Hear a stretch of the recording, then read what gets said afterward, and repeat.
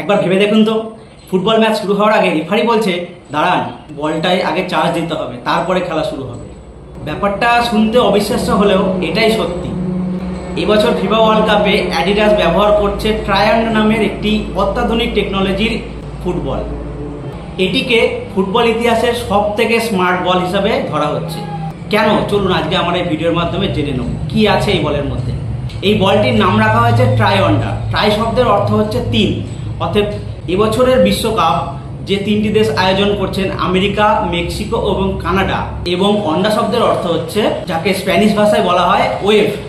তো ওয়েভ মানে ঢেউ। তো তিনটি দেশের ঐক্যের ঢেউকে রিপ্রেজেন্ট করার জন্য বলের নাম রাখা হয়েছে ট্রাইঅন্ডা।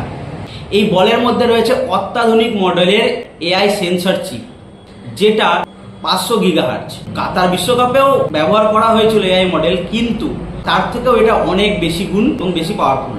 এই ফুটবলটি প্রতি সেকেন্ডে বলের গতি এবং অবস্থান 500 বার ক্যালকুলেট করে ভার সিস্টেমকে পাঠাবে, যার কারণে রেফারিরা কিন্তু আরও নির্ভুল ডিসিশন নিতে পারবেন।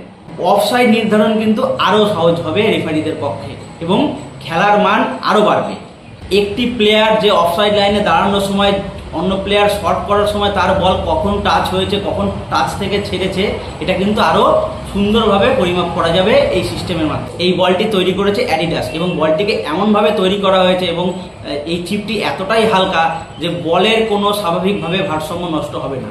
তো প্লেয়াররা আগে যেভাবে স্বাভাবিক ফুটবল খেলতো এবং ফুটবলের যে স্বাভাবিক গতিবিধি সেটা কিন্তু বজায় থাকবে। এবং এতে রয়েছে অত্যাধুনিক গ্রিপ সিস্টেম, যেখানে বল ভেজা মাঠেও স্লিপ করবে না। এই ট্রাইঅন্ডা বলের আরেকটি বিশেষত্ব হলো যে এটি 4টি প্যানেলের বল।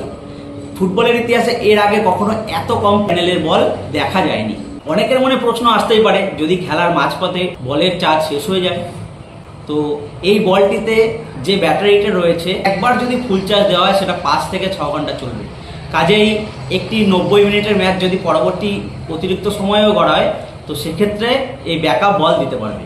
এই বলটির চার্জিং সিস্টেম ওয়্যারলেস কেবলের মাধ্যমে দেওয়ার ব্যবস্থা করা হয়েছে।